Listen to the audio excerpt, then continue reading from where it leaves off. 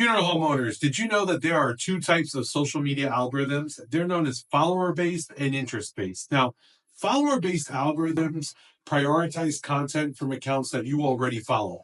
This means businesses and people with large followings get the most visibility. Now, in contrast, interest based algorithms, like those on TikTok, show users content based on their specific interests, regardless of the creator's follower count. Now, for funeral homes, this shift is game changing. You no longer need a massive following to reach your audience. Instead, focus on creating content that speaks directly to the needs and emotions of your community, like grief support tips or pre planning advice. If your content resonates, it can reach thousands, even millions of people who find it relevant, regardless of whether or not they follow you or your page. So, this really democratizes content visibility. It allows smaller funeral homes to compete on a more level playing field. So by producing thoughtful, high quality content, you can significantly increase your reach and impact the